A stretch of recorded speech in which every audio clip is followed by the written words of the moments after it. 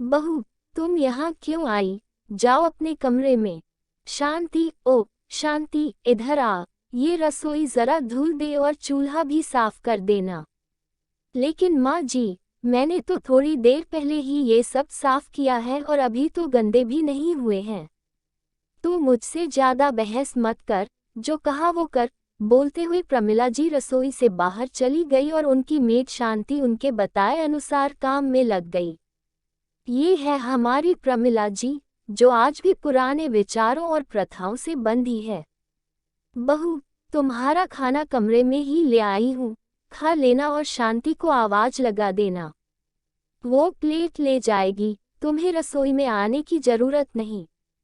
प्रमिला जी की आवाज सुनते ही निधि, जो कि अपने कमरे में लेटकर फोन चला रही थी, उठ गई।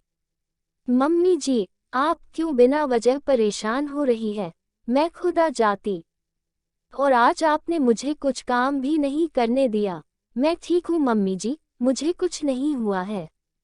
बहू, ये क्या बच्चों जैसी हरकतें कर रही हो? तुम्हें नहीं पता कि क्या हुआ है? इन दिनों तुम रसोई में पैर भी नहीं रखोगी। जो कुछ चाहिए मुझसे या शांति से बता देना। और हाँ, हो सके तो अपना बैग नीचे अलग फर्श पर लगा लेना, क्योंकि महीने के ये 5 दिन तुम रोज की तरह नहीं रह सकती। मेरे घर में यही नियम है और तुम्हें भी इसे मानना होगा। और 5 दिन बाद अपने कमरे के पर्दे, चादर, तकिए, डोरमेट इत्यादि धो लेना। प्रमिला जी इतना कहकर बिना कुछ सुने ही निधि के कमरे के दरवाजे पर खाने की प्लेट रखकर चली जाती है। निधि को समझ नहीं आता है कि क्या कहे। आज के समय में भी पीरियड माहवारी को छुआछूत मानते हैं। एक तो पीरियड में होने वाले दर्द से वैसे ही उसका मूड खराब था, प्रमिला जी की बातों से जैसे कई गुना और बढ़ गया। वह खाने की थाली वही छोड़कर अंदर आकर लेट गई। बहू, तुम्हें एक बार में बात समझ में नहीं आती क्या? फिर से रसोई गंदी कर दी, शांति भी चली गई है, अब ये सब सफाई कौन करेगा? मैंने तुम्हें एक बार बोल दिया कि ऐसे समय में तुम बस अपने कमरे में रह सकती हो। जो चाहिए मुझे बता देना। तो तुम यहाँ चाय बनाने क्यों आई? मम्मी जी, विशाल ऑफिस से आए हैं तो मैं उनके लिए चाय बना रही हूँ। और मेरे आने से रसोई कैसे गंदी हो गई ये बताए। सुबह से देख रही हूँ कि यहाँ मत जाओ, ये मत छुओ, बेड पर मत सो। क्यों? तुम्हारे पीरियड चल रहे हैं ना, इसलिए पीरियड्स में रसोई घर और बड़ों के कमरों में नहीं जाते। ये मेरे घर का नियम और कायदा है। ये हमारे पुरखों ने बनाया है और मैं खुद इतने सालों से इसका पालन कर रही हूँ। प्रमिला जी ने गुस्से में कहा। लेकिन मम्मी जी, ये कोई छुआछूत की बीमारी थोड़े ही है कि मेरे छूने से किसी और को हो जाएगी। पहले का समय कुछ और था, पहले इतनी सुविधाएं नहीं थीं। सैनिटरी पैड्स नहीं थे, लोग कपड़े का इस्तेमाल करते थे। उसे बार बार बदलना और ऐसे में घर के कामकाज और भाग दौड़ करना पॉसिबल नहीं था, क्योंकि उस समय शारीरिक श्रम ज्यादा करना पड़ता था।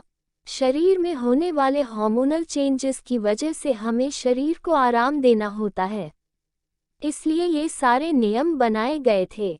और समय के साथ साथ लोगों ने इसे प्रथा बना दिया। लेकिन अब समय बदल गया है, अब हम पीरियड्स में भी अपने रोज की दिनचर्या कर सकते हैं। साफ सफाई और पर्सनल हाइजीन का जरूर ध्यान रखना चाहिए, ये तो मैं मानती हूँ। लेकिन इस तरह की दकियानूसी बातें मैं नहीं मानती। तुम आजकल की लड़कियों को तो बड़ों की बातों का विरोध करने की आदत हो गई है। आधुनिकता के नाम पर बड़े बूढ़ों के बनाए नियम कायदों की धज्जियां उड़ाते रहते हो। प्रमिला जी गुस्से में चिल्लाते हुए बोली। मम्मी जी, मैं किसी का अपमान नहीं करना चाहती, लेकिन मैं गलत का साथ भी नहीं दे सकती। माँ, निधि सही कर रही है। समय के साथ हम लोगों को बदलना चाहिए। साइंस के हिसाब से तो ये स्त्रियों में ब्लड प्यूरिफाई, रक्त शुद्ध करना करता है, तो इसमें छुआछूत कहाँ से आ गया माँ? और ये तो भगवान का वरदान है स्त्रियों के लिए। बल्कि हमें तो भगवान से शिकायत होनी चाहिए कि ये औरतों के लिए ही क्यों, मर्दों के लिए क्यों नहीं? विशाल ने प्रमिला जी को समझाने की कोशिश की। बहू, तुम इस तरह की बातें भी विशाल से करती हो। हमारे समय में तो मर्दों के सामने इसका नाम तक नहीं लेते थे। पीरियड्स के बारे में किसी से बात करना या चर्चा करना गलत नहीं है माँ, विशाल ने कहा।